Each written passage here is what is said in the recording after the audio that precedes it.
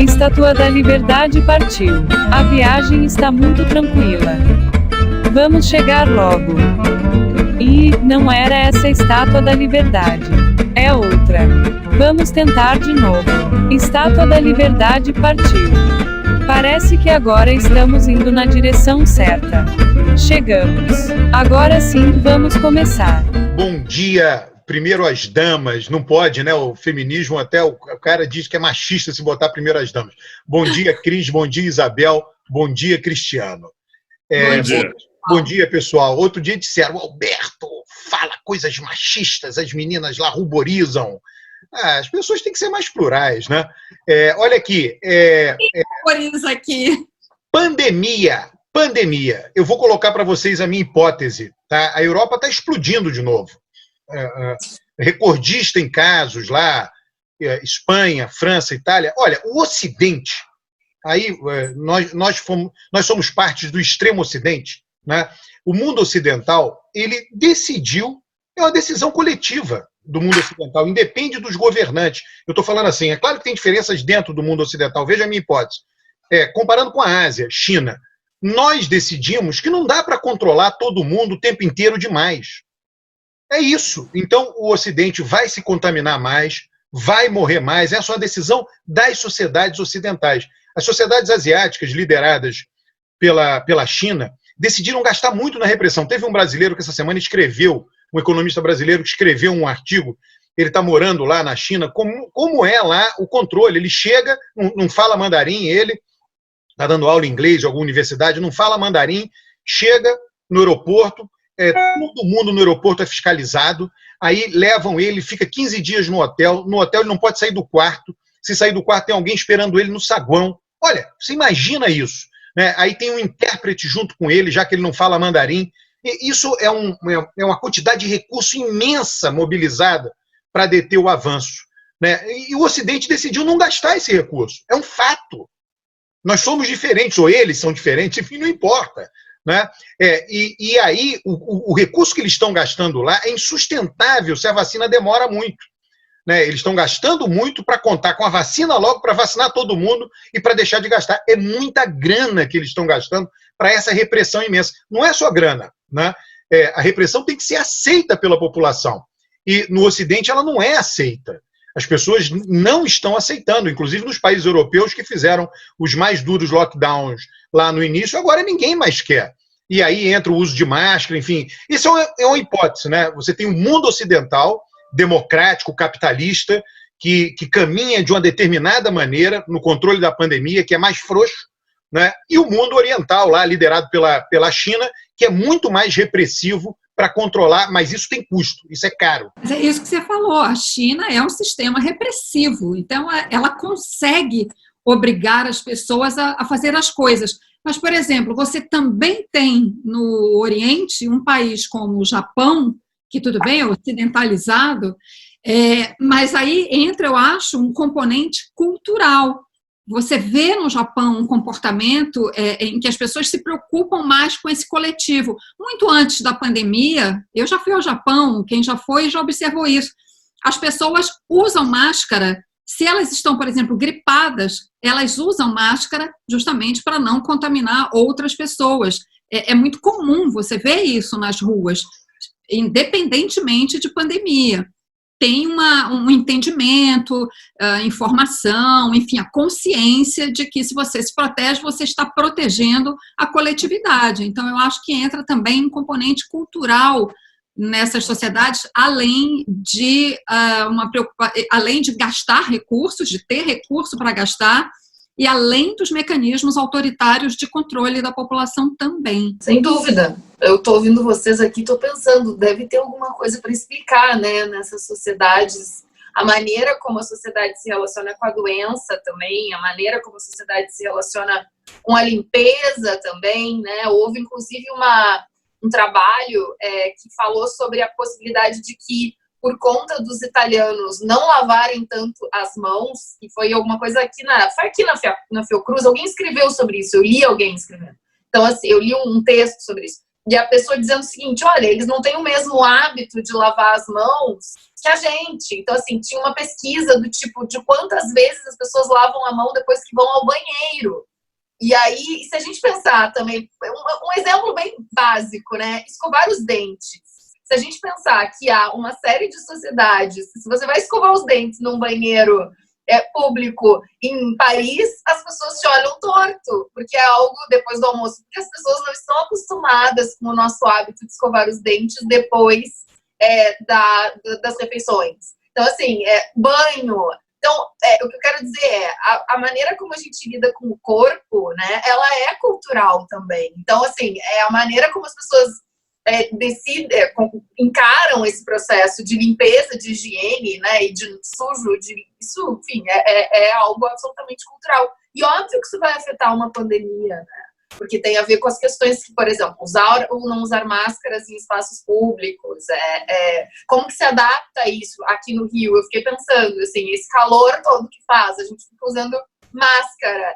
É muito desagradável, no fundo, né? É muito desagradável usar máscara num espaço que tá quente. A gente já tá com calor, aí você tá lá. Como é que faz, né? Então, e vocês lembram quando teve aquele surto de H1N1, eu acho, que começou a virar um hábito das pessoas ter álcool gel nos lugares, mas não era hábito, né? Então, também são coisas que que assim, a gente vai aprendendo a lidar. Agora, óbvio, os investimentos dos recursos públicos, isso é algo muito interessante de pensar também. A maneira como o presidente está reagindo a uma série de coisas é super, assim, sintomático, né, das representações sobre, inclusive, a população e a possibilidade da população morrer ou não morrer. É muito doido isso. Mas a gente vai chegar lá depois, né, Alberto? Não, mas assim, nesse negócio da máscara, o Cristiano estava falando antes da gente começar, eu tuitei, simplesmente dizendo o seguinte, você está em São Paulo, pelo menos o ambiente que eu estava antes de, né, a coisa da eleição municipal. Na eleição municipal você tem que ir atrás do voto, você vai na periferia, ninguém usa máscara. Aí alguém dizendo, mas não é só na periferia que não usa. Olha, eu só estou comparando o ambiente que eu estava em São Paulo com o ambiente que você é levado a frequentar numa campanha eleitoral. Foi diferente, tá? Ainda que agora, talvez, ninguém mais esteja usando máscara, é mínimo.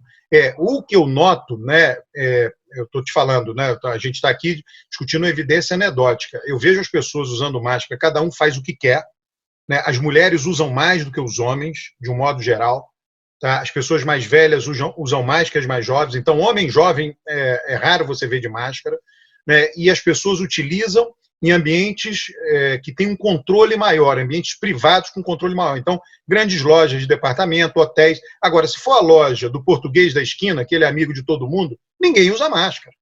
Entendeu? Isso não existe, né? Isso eu vejo, né? Daí a ter uma evidência estatística disso, né?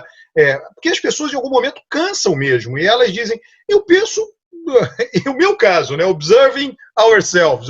Veja você mesmo, né? Tem um antropólogo que escreveu um livro. Quer entender os outros? Entenda você primeiro, em primeiro lugar. Você vai para um lugar que ninguém está usando, né? Se eu continuo a usar, eu estou dizendo, eu estou sendo antipático com todo esse pessoal. Eu quero ter a empatia deles, né? Eu tô me distanciando deles a usar, então não posso usar. E aí você pensa, você está sujeito a ser pego uma doença grave até morrer? Sim. Agora, fazer o quê? Paciência. Lamento, não estou defendendo não usar, eu estou explicando que a realidade praticamente te impõe isso. Claro, eu só acho, né, e aí que não é apenas uma determinada classe social que não está usando. Eu acho que gênero explica mais o não uso da máscara do que classe social, né? Homens, e aí você falou bem isso, homens mais jovens definitivamente não usam, acho que independentemente da classe, e há essa fatiga mesmo, assim, as pessoas estão cansadas de usar máscara e tem, para além disso, eu acho que tem uma outra coisa que foi o fim do lockdown, em vários lugares, ele coincidiu com o verão, no caso da Europa. Então as pessoas começaram a sair, amontoar, aglomerar mais. Agora, por exemplo, nos Estados Unidos, as pessoas já estão vivendo uma terceira onda do Covid. Vários estados estão tendo aumento de casos, aumento de mortes. As internações nos hospitais estão elevadas. O otimismo em relação à vacina está diminuindo, porque você tem opiniões contraditórias sobre se ela vai acontecer no final desse ano, no início do ano que vem, se ainda vamos continuar usando máscaras até 2022. Então as informações são muito desencontradas, as pessoas estão cansadas do uso do uso da máscara e das tentativas de isolamento social. Eu tenho notado que agora, por exemplo, tem se pedido que a gente, inclusive, evite aglomerações em lugares fechados com as nossas próprias famílias. Porque há um indicativo de que isso também tem sido um vetor de transmissão. Acontece isso, assim, a gente está num momento de muito cansaço de tudo, assim, em sociedades, né, e talvez eu não vou entrar tanto na diferença entre sociedades orientais e ocidentais, que eu não tenho muita certeza se isso explica as coisas, mas as nossas sociedades, elas realmente as pessoas têm muito mais liberdade individual, né, e você não pode, é impossível você exigir, você conseguir reprimir todas as pessoas em suas decisões individuais, assim, a gente vai ter que lidar com esses riscos. Eu acho que é uma questão, infelizmente, é o que está acontecendo. Eu só queria acrescentar uma coisa, que no nosso caso particular, aqui no Brasil, né, a gente tem o tempo todo as autoridades que deveriam conduzir o combate à pandemia, a gente tem o tempo todo as autoridades fazendo um desserviço, né, estimulando o contrário, estimulando que as pessoas não se protejam. E eu não estou nem falando só do Bolsonaro, né, que não vou nem me repetir, porque a gente já debateu isso aqui várias vezes, mas outras autoridades, por exemplo, precisava fazer a posse presencial do Fux na presidência do Supremo Tribunal Federal, aquilo ali virou um antro, virou um covidário. A quantidade de gente que se contaminou depois daquela cerimônia, isso tudo por quê? Por causa da vaidade, né, do senhor presidente. Podia ter feito uma coisa virtual, ou pelo menos que ele ficasse ali, ele, a vice-presidente, no plenário, e o resto acompanhando virtualmente. Mas não, inclusive, converso com muitas pessoas pessoas que eu conheço que trabalham lá, que se sentiram forçadas, inclusive, a comparecer. Quer dizer, quando você tem as autoridades máximas do país dando esse tipo de exemplo, gente, não dá para esperar outra coisa, né? Se quem deveria dar o exemplo não dá, o cidadão pensa, bom, por que eu vou ter que usar isso? Agora, então, Cris, no nível... A gente chegou. Pensei a mesma coisa enquanto eu ouvi o Cris falar, que é também uma responsabilidade do governo, né, das autoridades como um todo. Assim, porque... Agora, por exemplo, se você jogar isso para o nível municipal, os prefeitos foram muito duros no início, mas agora eles já largaram de mão. E dizem, olha, a gente já fez o que tinha que fazer. Agora não dá mais para forçar a população, porque eles iriam contra o desejo maior da população, que é estar na rua, está, aí de novo, a coisa da liberdade individual, está decidindo cada indivíduo o que fazer, se vai usar máscara, se não vai. E aí tem até um lado, né, eu falei do ponto de vista da empatia, né, do que eu acho que os outros estão achando de mim ao usar máscara. Mas, no fundo, as pessoas também não estão nem aí. Se você quiser entrar num lugar usando, ninguém vai ficar te olhando torto. Você vai lá e usa. Isso daí também não tem problema. Né? Eu só estou falando porque quando você está envolvido em uma campanha, é diferente. Você quer ser ouvido na campanha, você vai lá dar sugestões, então a maneira de ser ouvido é ser aceito. Para ser aceito, você tem que ser um deles. Se ninguém usa máscara, você tem que ser um deles. Não adianta ser diferente. Né? Agora...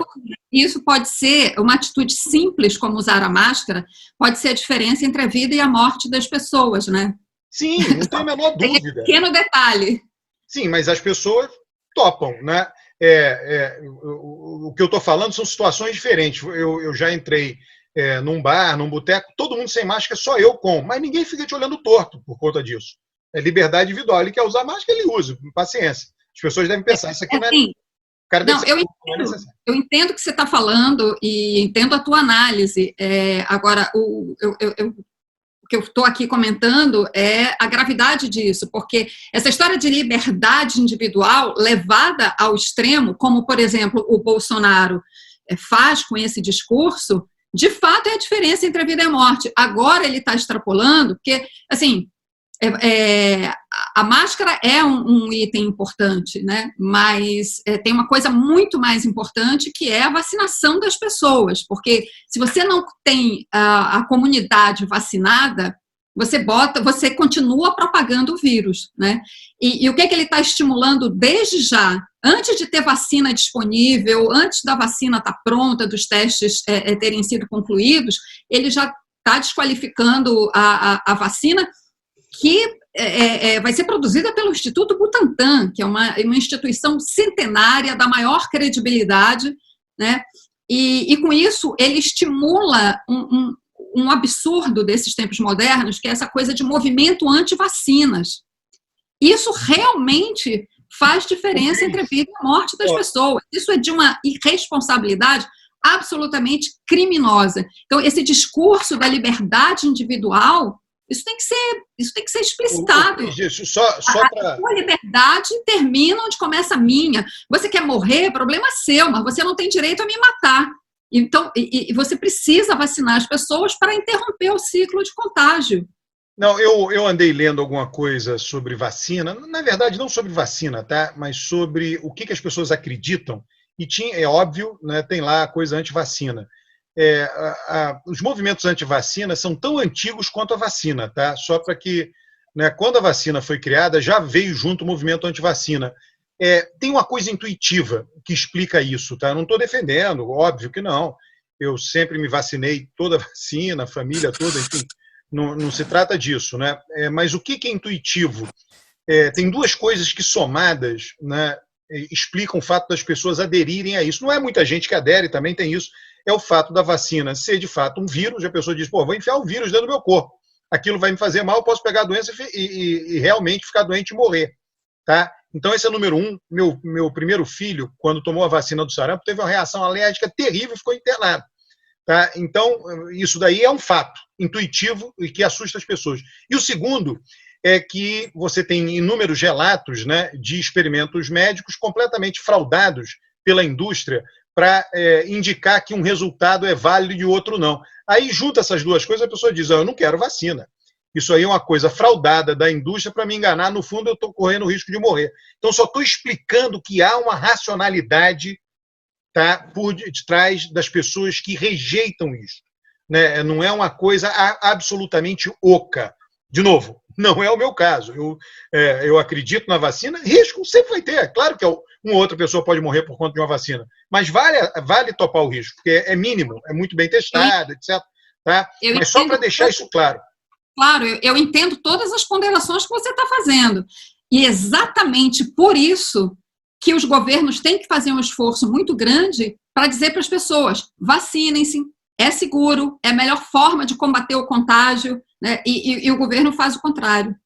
Exatamente, o que eu pensei foi a mesma coisa que a Cris estava falando, que é o seguinte, o cara é autoridade, né, embora seja quem é, ele é a autoridade máxima desse país. Como é que ele vai dizer que não vai fazer vacina? Ou seja, é uma coisa, inclusive, eu, assim, lendo, pensei que é um genocídio, né? É uma coisa genocida, do ponto de vista de matar as pessoas mesmo. Assim. Mas, Isabel, ele é esperto, ele sabe que vai ser liberado.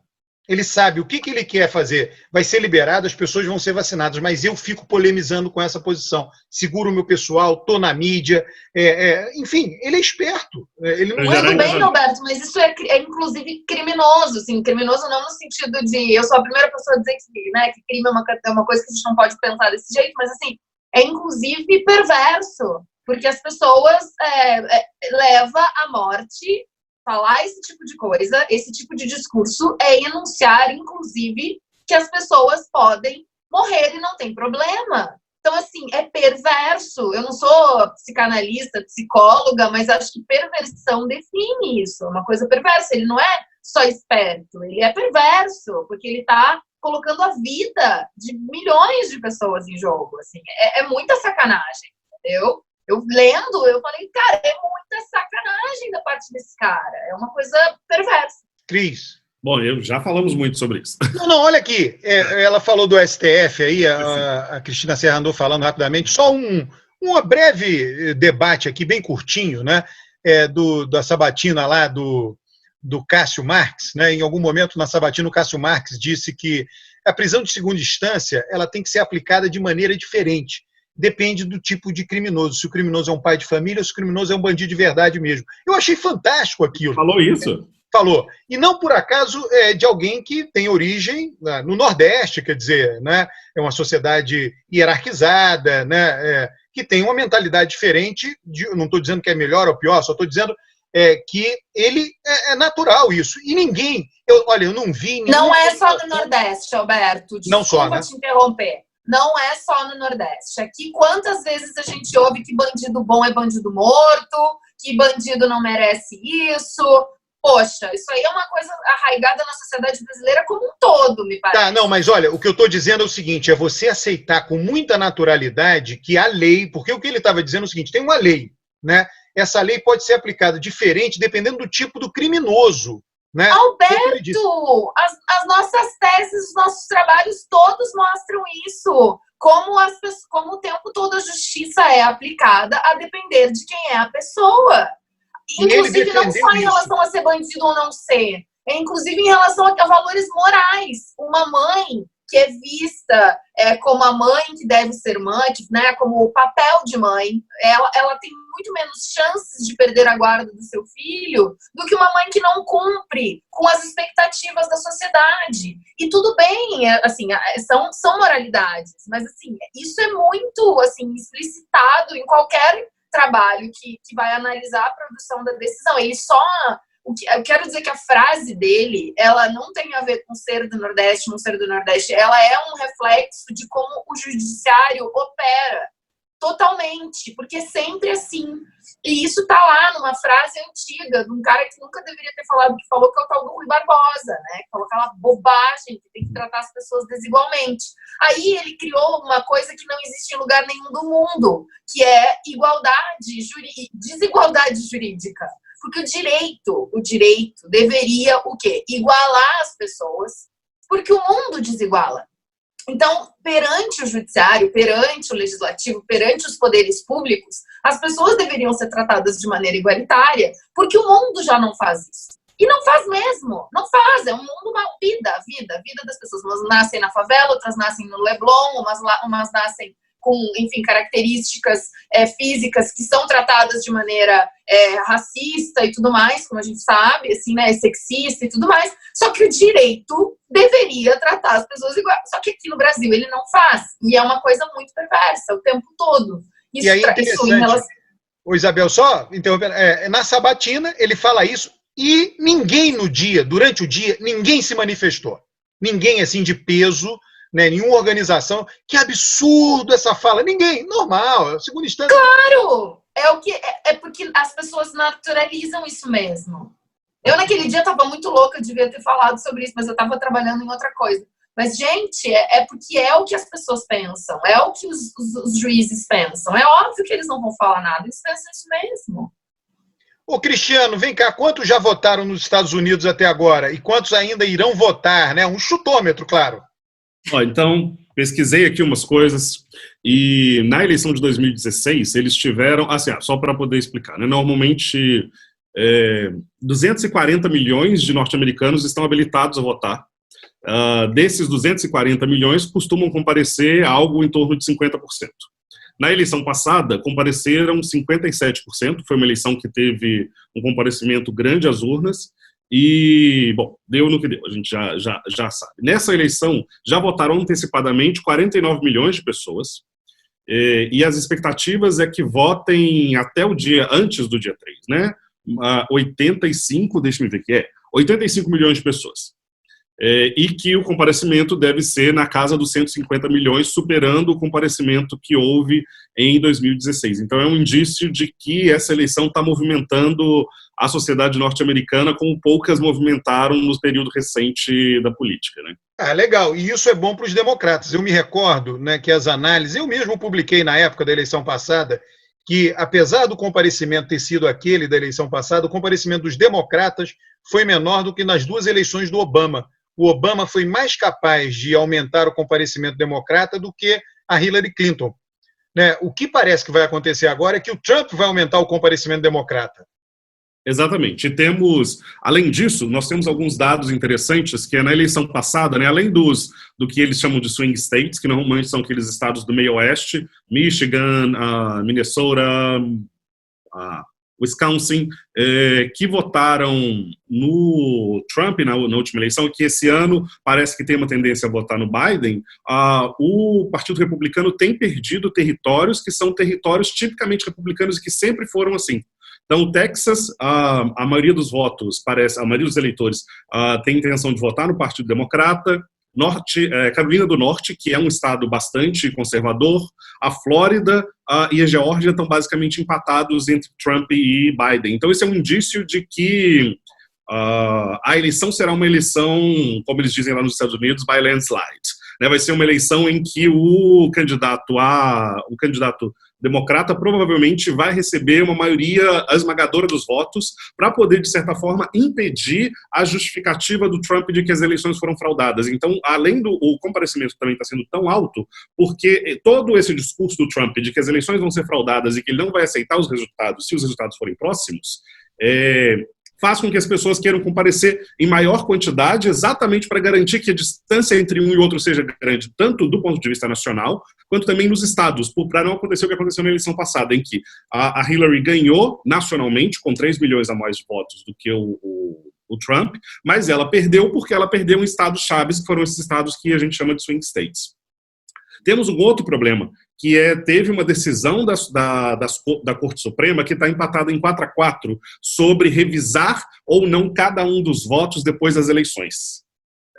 E como a próxima juíza é a Amy Coney Barrett, que eu já falei sobre ela, né? Ela vai ser nomeada, provavelmente o voto vai ser favorável a recontar todos os votos, o que pode fazer com que, se a eleição for muito apertada, a gente repita o que aconteceu em 2000 na eleição do Al Gore e do Bush, em que você vai ter meses de indefinição sobre quem é o presidente. Então essa também é uma outra coisa que tem movimentado as pessoas a irem votar antecipadamente e marcar essa diferença de votos entre o Biden e o Trump, para garantir que não chegue à Suprema Corte. Inclusive, o Obama, não, só uma nota, nessa semana agora o Obama também foi para a rua fazer comício, né, a favor do Biden, e ele deu muita ênfase exatamente a isso. Saiam, votem, enfim, votem pelo correio, quem não puder sair, mas votem, votem, votem, e essa mensagem que eles estão martelando exatamente para isso, né, para evitar que que fique algum impasse, né, na votação.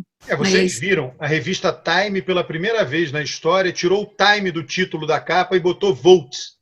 Pela primeira vez, primeira edição. Não, mas é interessante esse caso americano, né? Porque o voto é na terça-feira, né? É na terça, dia 13, uma terça. Inglaterra, todos esses países aí, isso parece que tinha a ver, né? Que todo mundo morava no interior, era vida rural, eles iam para o mercado para vender as coisas na quarta, chegavam no dia anterior na terça, votavam, adormeciam lá, e aí no dia seguinte era o dia de vender as coisas. E ficou isso. Eu acho que Nova Zelândia, Austrália, são esses países aí. Agora, com essa coisa da votação antecipada, votação pelo correio, não importa se é terça ou não. Né? No final, é o que está acontecendo nos Estados Unidos, né? Exatamente. Inclusive, ontem houve o debate final da eleição presidencial, que foi pela NBC. E assim, né, os analistas e as pessoas que são os apoiadores do Trump pediram duas coisas a ele. Uma, que ele maneirasse o tom, porque o tom do primeiro debate acabou sendo negativo para a imagem dele e piorou bastante. O outro é que ele conseguisse apelar para o eleitorado indeciso. Esse eleitorado está na casa, está entre 2% e 8% atualmente.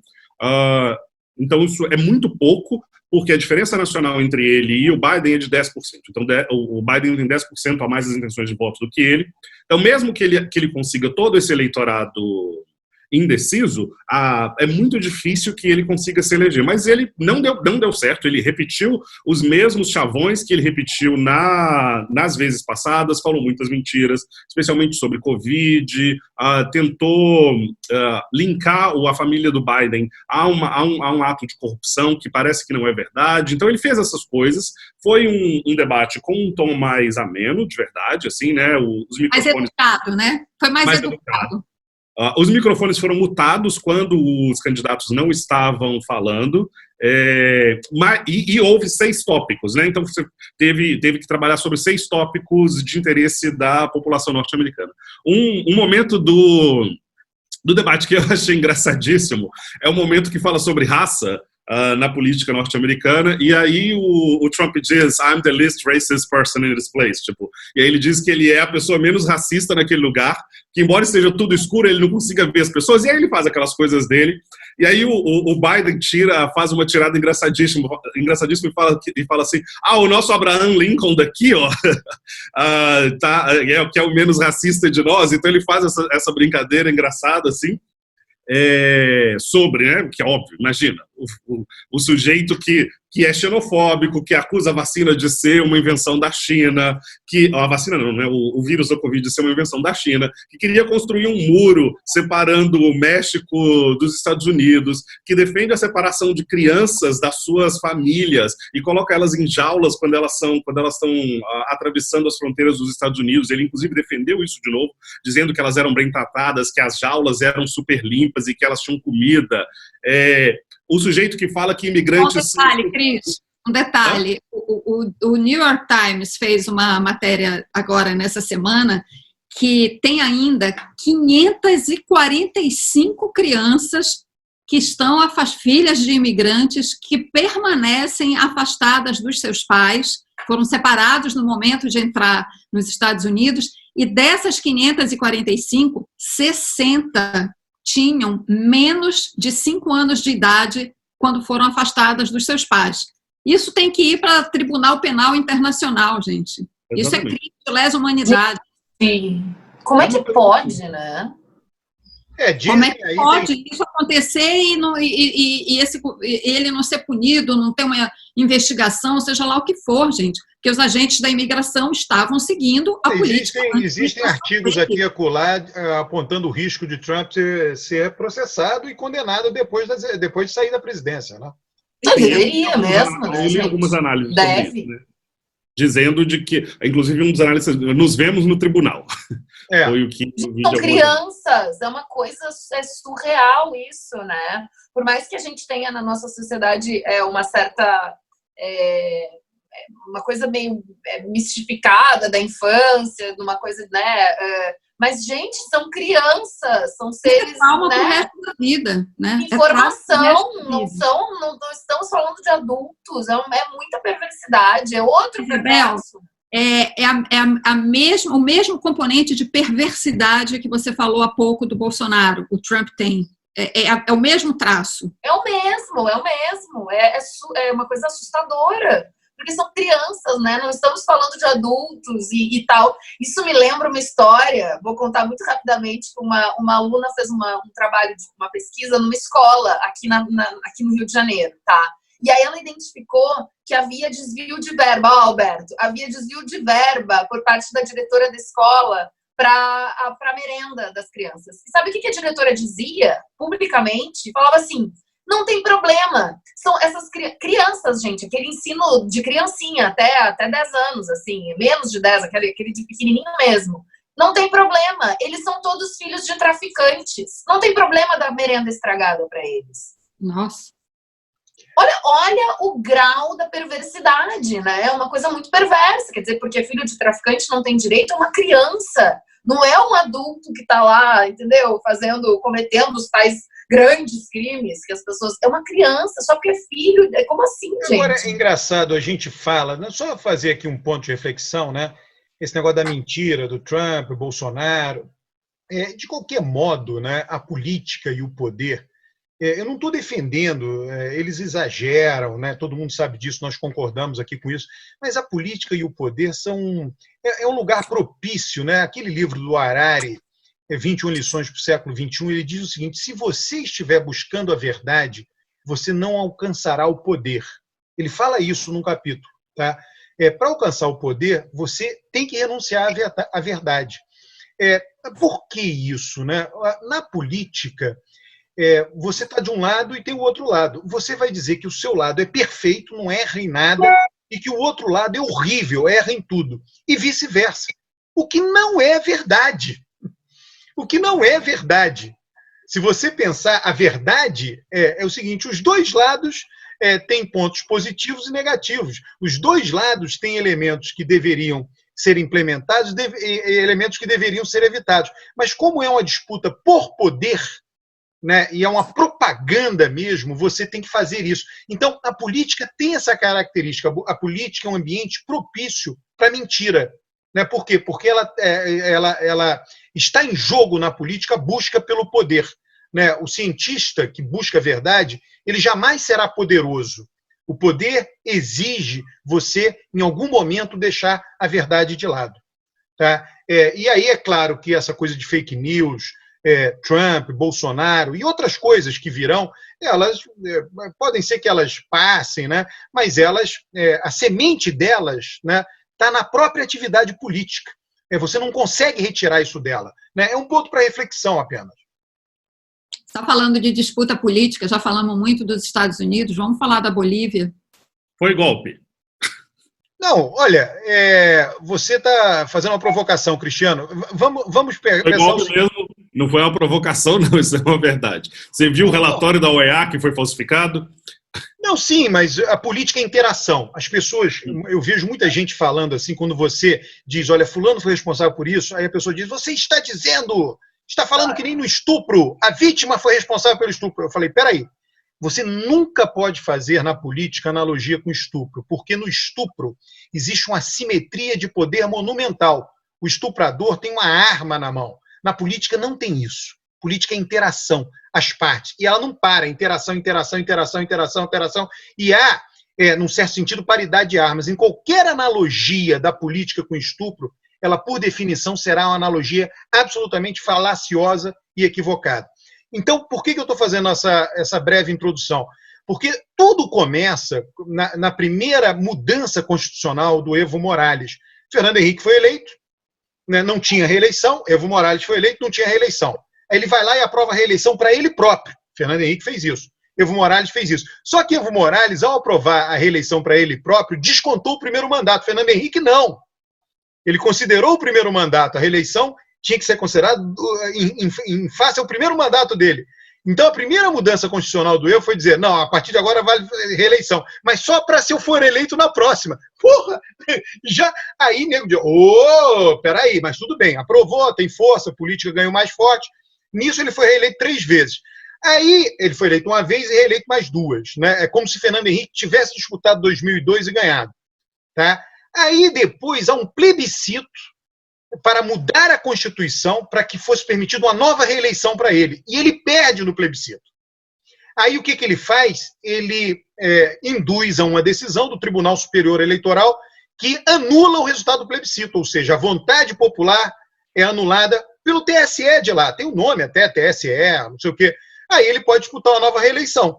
Aí ele vai lá e disputa, né?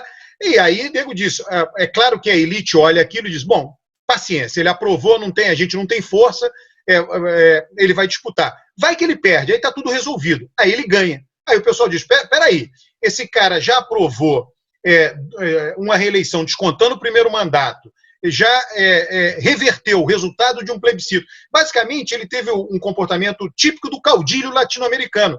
Aí a Bolívia diz o seguinte, uma certa elite da Bolívia diz o seguinte, a gente aceita, mas caudilho não. Né? Então, tira esse cara fora e você pode disputar, mas indica alguém. E eu poderia ter indicado lá fora. Veja só, Lula não cometeu esse erro no Brasil. Lula, a regra dele era uma reeleição, ele foi lá e disputou. Não dá para disputar mais, indica alguém. Acabou. Não teve caudilismo. No meu entender, por isso que eu digo, a política é interação o tempo inteiro. Né? Quem detonou todo o processo foi a tentativa de Evo de se eternizar por meio de sucessivas reeleições. Em algum momento aquilo explodiu, porra, não tem jeito. Né? Você perde o controle. No momento em que ele perde um plebiscito e altera o resultado do plebiscito, ele autorizou moralmente a elite contrária a ele a dizer, você ganha a eleição, mas a gente não aceita. Ele deu autorização moral. Então, na interação política, ele deu o primeiro passo, ele ciscou para fora primeiro. Essa é a minha visão. Alberto, concordo com a tua análise, acho que o Evo cometeu erros graves, enfim. Eu queria só colocar aqui para a gente conversar uma coisa, se vocês têm mais detalhes sobre isso, enfim, o que eu sei da eleição na Bolívia é o que eu li no noticiário. Alguns analistas manifestaram surpresa com o resultado da eleição, quer dizer, com o tamanho da votação no candidato do MAS, né, o Movimento ao Socialismo, do Evo Morales, porque as pesquisas parece que não tinham detectado esse tamanho de votação. E a conclusão é que havia, digamos assim, uma espécie de voto oculto de grande parte da classe média boliviana que votou nesse candidato do MAS. Ou seja, ele foi eleito não só porque ele teve um apoio maciço, né, das classes mais populares e indígenas e tudo mais, que são a base desse partido do Evo Morales, mas também as pesquisas não teriam sido capazes de captar que a classe média votaria nesse candidato. Daí o resultado que deu uma diferença tão grande do primeiro candidato para os outros, que os outros logo reconheceram, apesar da contagem, enfim, da declaração oficial ainda estar pendente, mas os outros já de antemão declararam, reconheceram a vitória do candidato do Evo Morales. Cris, basicamente o resultado diz o seguinte: olha, nós bolivianos queremos continuar sendo governados por esse projeto, mas por outro líder desse projeto. Então, basicamente, o acordo é esse. Ele não voltou para a Bolívia, porque provavelmente faz parte do acordo do MAS com a elite derrotada que ele ou não volte, ou se voltar, voltará com muitas restrições políticas. Eu acho muito interessante, é um sinal de maturidade. A Bolívia está dizendo o seguinte: nós aceitamos alternância de poder, o que nós não aceitamos é caudilismo. Eu acho muito interessante isso que está acontecendo lá. Eu acho. É um país para a gente observar, né, para a gente olhar mesmo o que está acontecendo lá. Eu concordo bastante e acho também que esse déficit ou essa dificuldade de prever, né, tem uma relação com esse voto oculto, tem uma relação com um certo medo de um período que foi um período de incerteza desse último ano. Houve interferência norte-americana nas eleições, houve o relatório da OEA que parece que era inadequado em relação ao... Né, você teve observatório das eleições de várias partes do país, você tinha até interesse do Elon Musk nas eleições por conta da extração de recursos minerais do país. Então era uma eleição muito marcada por contradições internas, interesses econômicos e interesses internacionais. Eu acho que uma parcela da população, especialmente a classe média, vai ter medo mesmo de expressar o seu voto abertamente nesse momento, porque você corre muitos riscos de retaliação se, de repente, a eleição acabar não sendo positiva, né? Não poderia... não ser positiva, acabar que a eleição não ser, que o candidato que eles escolheram não fosse eleito. Então, eu entendo isso como sendo mesmo um jogo de uma certa racionalidade do eleitor para poder se preservar em relação à possibilidade da eleição não cumprir exatamente os seus desígnios. Uma coisa legal também, para acabar com alguns mitos, é que o candidato lá, o Arce, né, ele foi vítima de uma avalanche de fake news e ganhou. O Alberto Fernandes foi vítima de uma avalanche de fake news na Argentina e ganhou. Fake news não define eleição, tá? Senão eles teriam perdido, né? Então isso é importante que se tenha em mente também. Eleição municipal. Oi, fala aí. Então a ideia de que o Bolsonaro ganhou por conta das fake news, você acha que não faz sentido? Fiquei querendo te ouvir um pouco mais sobre isso. Não faz nenhum sentido, zero. As pessoas tomam decisões porque essa é uma ideia que despreza o eleitor, que acha que o eleitor é uma ideia... Quem diz isso não orientou seu voto por fake news. Ele sempre diz que o outro orientou seu voto por fake news. É um total menosprezo com relação à inteligência alheia. O eleitor decidiu votar no Bolsonaro, tem um motivo maior. Esse motivo é emocional, etc., mas tem um contexto. Ele era contra o sistema. O eleitor viu ele contra o sistema. Pronto. Viu ele contra o sistema.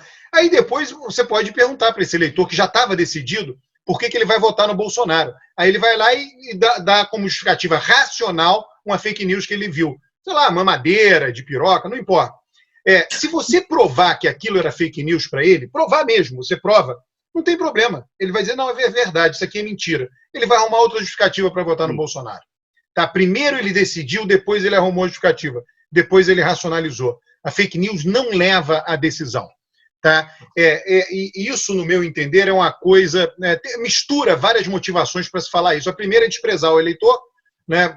As pessoas que dizem isso se acham muito ilustradas e acham o eleitor uma figura facilmente manipulável, quando não é verdade.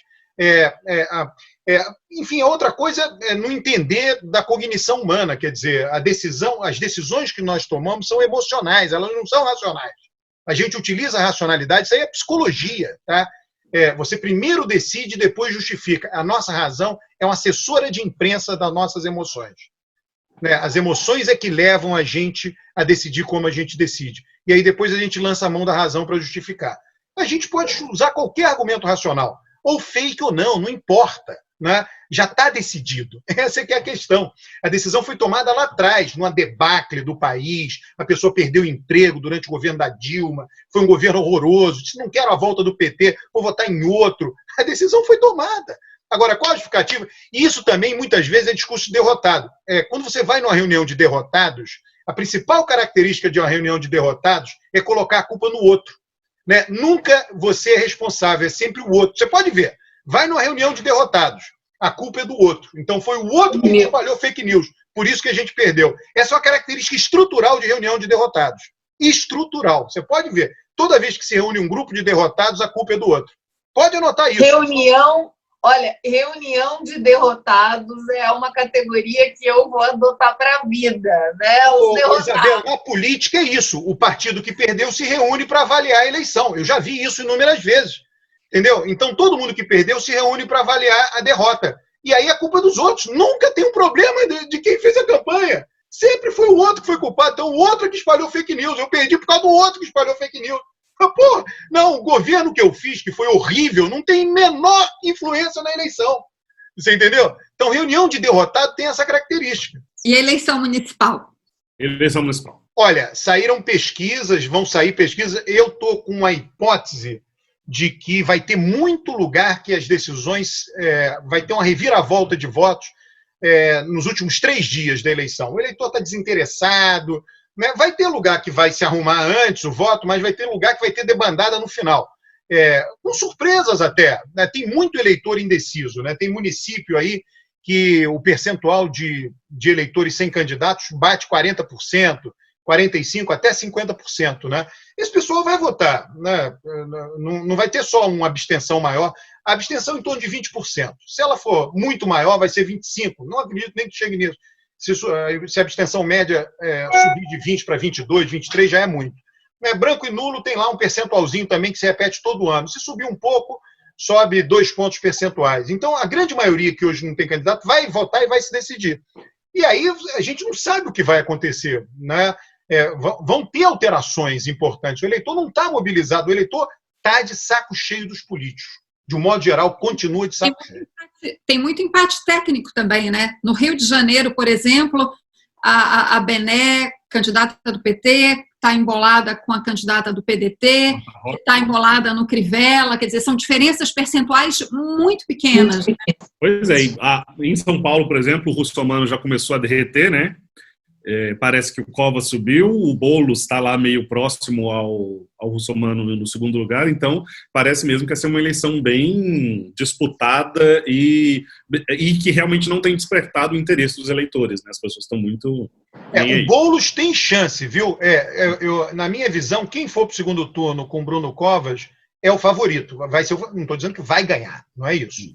Né? Mas, dada a avaliação do Bruno Covas, se o Boulos for para o segundo turno com ele, se o Russomano for, quem quer que vá para o segundo turno com o Bruno Covas, torna-se o favorito na eleição, tá? Por conta da avaliação. O ótimo e bom do Bruno é 30%. Ou melhora esse ótimo e bom, ou a chance dele perder é imensa, imensa. Você vê o caso de BH, né, o Cristiano? O ótimo e bom do Calil é estupendo. A votação, ele vai ganhar no primeiro turno. Tudo indica que ele vai ganhar no primeiro turno. Ele está com 60% das intenções de voto. Não tem, os segundos lugares têm 4%. O que acontece é o seguinte, ele foi um bom administrador. Enfim, a população de BH acha que ele fez uma boa prefeitura, quer que ele continue. É simples assim, está acontecendo mesmo em Curitiba, em Florianópolis, numa menor proporção, está acontecendo isso também. O prefeito de Florianópolis é bem avaliado, se não ganhar no primeiro, ganha no segundo turno. Então, todos esses prefeitos que disputam a reeleição, que são bem avaliados, serão reconduzidos ao cargo. E todos os prefeitos que disputam a reeleição, que estão mal avaliados, vão perder. No Rio, não será surpresa se Crivella não for para o segundo turno. Tá? Ele já está começando a pintar isso aí. Né? E aí, de novo, aí, Isabel, pega lá os mitos sobre os evangélicos vão colocar Crivella no segundo turno, os evangélicos vão votar no Crivella. Bobagem. Né? Tem uma diferença de voto. Os evangélicos votam em maior proporção no Crivella do que as outras religiões. Isso vai acontecer. Acontece que eles não vão votar contra o seu interesse. Os evangélicos que acham o governo Crivella ruim vão votar contra o Crivella. Não é porque ele é evangélico que diz, não, eu acho o governo dele péssimo, mas porque eu sou evangélico, vou manter ele lá. Isso não existe. Isso não existe. Tá? O que acontece é que é mais difícil um evangélico avaliar negativamente Crivella. Só que a partir do momento que ele avalia negativamente Crivella, ele vota contra Crivella. Tá? Então as pessoas acham que o cara vota contra o interesse dele porque ele pertence a uma determinada categoria. Não é assim. Não é assim. De novo, isso é menosprezo com relação ao eleitor. A Cabeça do Eleitor, por Alberto Carlos Almeida. Dá um tratado, não é só um livro. Mas não é tratado, nada, Isabel. Não adianta você escrever. O mundo parou de ler. Sim. Não é? Vamos só fazer vídeo. Grava vídeo, então, vídeo. Vamos você que já é um youtuber famoso, eu não sou uma youtuber famosa. Você e Cris que estão caminhando aí por esse caminho de youtuber. Você é uma Instagrammer. Você é uma Instagrammer. Você é uma influencer do Instagram. É só uma questão de tempo, Isabel. Você, Cristina está muito atuante nas redes. Eu recebo coisas aí de debate que ela está enfurnada aí, com várias pessoas, lives. Então, eu estou vendo aí que está todo mundo se mexendo. Tá, mas a Cris é a mulher das câmeras. Não podemos, não podemos dizer o contrário. A Cris a vida inteira aí nas câmeras. Isso não tem volta. Isso não tem volta. Não tem volta. É a maneira como a sociedade já assimilou essa maneira de se comunicar. É isso aí. Agora a vida é ou vídeo ou podcast. O podcast, o Cristiano, você sabe que eu ainda não entrei nele, né? Mas eu estou consciente que todo mundo aderiu já, né? O podcast é uma coisa incrível, porque você pode ir treinar na academia e ouvir um noticiário, pode ouvir. Eu, por exemplo, ouço livros, né? Porque eu assino um desses serviços de audiobook. Então eu vou para a academia, coloco lá, em vez de ficar ouvindo aqueles bate-estaca, eu fico ouvindo um livro. Tem muita coisa boa, aliás, né, de podcast. Tem podcast. Mas antigamente eu sou super fã. Teve agora, também porque é uma coisa mais próxima. Se ouvir a voz da pessoa no seu ouvido, assim, traz uma proximidade, uma coisa nessa sociedade cada vez mais atomizada, né, em que a gente está mais isolado, um carinho no ouvido. Faz bem. Muito bom, muito bom. Pessoal, acho que chegou o nosso tempo, hein?